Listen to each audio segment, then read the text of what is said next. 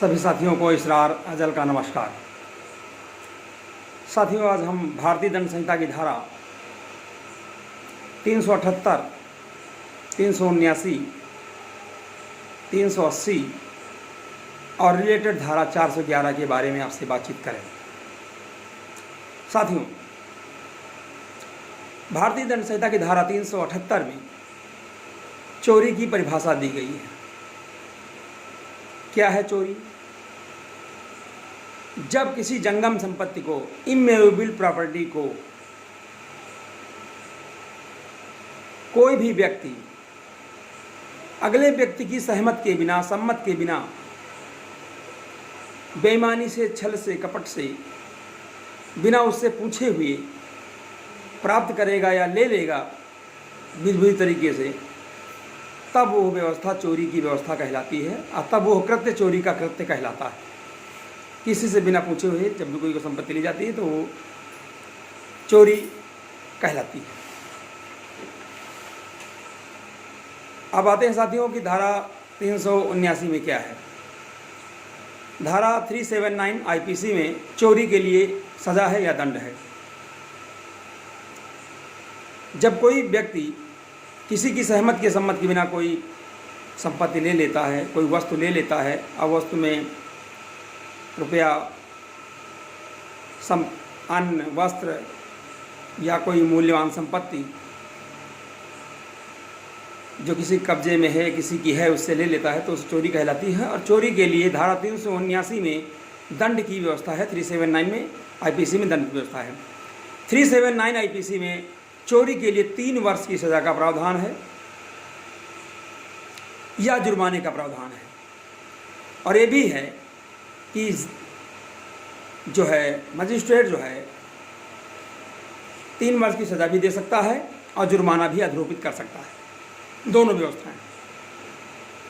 अब आते हैं साथियों धारा 380 पर। क्या है धारा 380?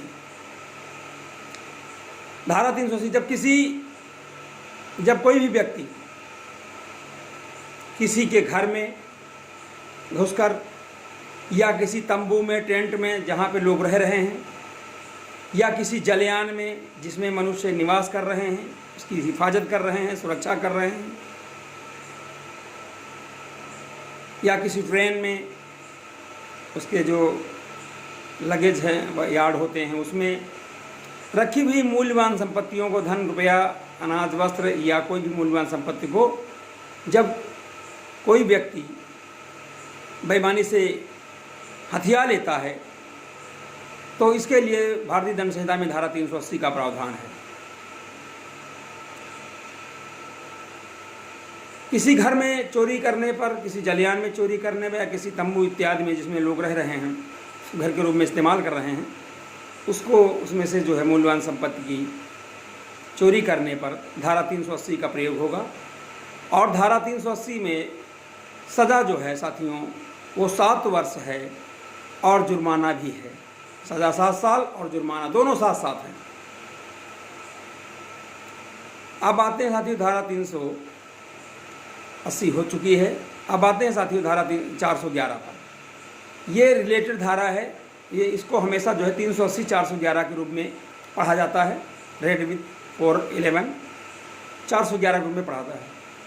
380 का ऊपर बताया जा चुका है कि 380 में जब कोई व्यक्ति किसी के घर में चोरी करता है, घर में घुसकर चोरी करता, तब 380 लगती है। किसी तंबू में, टेंट में रह रहे लोग हैं, वहाँ उनका निवास बना हुआ है, उसमें कोई चोरी करता है तो 380 लगती है। किसी जलयान में, किसी ट्रेन के अंदर कोई सुरक्षित डिब्बों में घुसकर कोई चोरी करता है, बेईमानी से समय उसमें प्राप्त कर लेता है, हथियार लेता है, तब धारा 380 का प्रयोग होता है। और 380 के अंतर्गत ऐसे कृत्य करने वाले व्यक्ति को मुलजिम बनाया जाता है। और धारा 380 में जो सज़ा है वो साथियों 7 साल है और जुर्माना है। दोनों चीज़ें साथ साथ हैं, 7 साल की सज़ा और जुर्माना दोनों है। अब आते हैं साथियों 411 पर। क्या है 411? अब सामान तो चुरा लिया है किसी ने, संपदा जो है जलयान से, तंबू से, किसी घर से चुरा लिया है, बैंक से चुरा लिया है, किसी संस्था से चुरा लिया है और उसे अपने घर में रखता है। और जब घर में रखता है और पुलिस केस होता है और उसकी में जो है छानबीन होती है, जांच होती है, डिस्कवरी होती है, खोज होती है, तो उसके बाद जो है अगर वो मूल्यवान संपदा, वो रुपया, वो पैसा, वो धन या वो वस्तुएं किसी के घर से प्राप्त होती हैं तो उसे 411 का मुलजिम बनना पड़ता है। और अगर जिस व्यक्ति ने चोरी किया था उसी ने छिपाया है तो उसके ऊपर भी 411 का ही आरोप लगता है। और 411 की परिभाषा ही कि चुराई गई संपत्ति को बेईमानी से अपने पास रखना और रखने के बाद उससे यहाँ से बरामद होना, रिकवर होना, तब 411 आईपीसी का प्रयोग होता है। उसका वो व्यक्ति जो है 411 आईपीसी का अपराधी होता है जब उसके यहाँ से मूल संपत्ति कोई बरामद होती है। धारा 411 में साथियों सज़ा जो है वो 3 साल की सज़ा का प्रावधान है या जुर्माने का प्रावधान है। और मजिस्ट्रेट जो है 300 से 411 में 3 साल की सज़ा भी कर सकता है, 411 जुर्माना भी कर सकता है। और वैसे तो 380 में वैसे भी 7 साल की सज़ा जुर्माने का प्रावधान दोनों साथ साथ है। तो 379 भी 411, 380 411 इससे रिलेटेड पढ़ी जाती हैं, साथ में पढ़ी जाती हैं। तो साथियों आपने देखा कि किस प्रकार जो है धारा 378 से लेकर के धारा 380 तक चोरी के बारे में बताया गया है। चोरी के बारे में हमने इस वीडियो में बात की है। वीडियो बनाने का साथियों यही मकसद है कि आप गलत कृत्यों से बचें, कानून को समझें और गलत कृत्य का परिणाम निश्चित तौर से सज़ा के रूप में मिलता है। और हर देश के अपने कानून हैं और चोरी के लिए हर देश में कानून हैं। कहीं कहीं बड़े जघन्य कानून हैं और हाथ तक काट लिए जाते हैं, कहीं कहीं गोली तक मार दी जाती है, कहीं कहीं जो है सर काट लिए जाते हैं, कहीं कहीं। लेकिन भारत में जो सज़ा है वो 380 में 379 में 3 साल की सज़ा जुर्माना है, 380 में 7 साल की सज़ा जुर्माना है और 411 में जो है 3 साल की सज़ा जुर्माने का प्रावधान है। तो साथियों जो कोई भी चोरी से घर में या मकान में या तंबू में, रेलवे स्टेशन में, बस स्टेशन में या किसी संस्थान में चोरी करता है तो वो 380 का मुलजिम है, 7 साल की सज़ा जुर्माने का प्रावधान है। और बरामदगी अगर हो जाती है उसके घर से या किसी के घर से तो उसे 411 आईपीसी का भी वो मुलजिम माना जाता है, या जिसके यहाँ बरामद वो भी 411 का मुलजिम बनेगा। और 411 में 3 साल की सज़ा जुर्माने का प्रावधान है। साथियों वीडियो बनाने का मकसद ये है कि आप कानून को समझें और अपराधों से बचें, जहाँ तक हो सके अपराधों से बचें।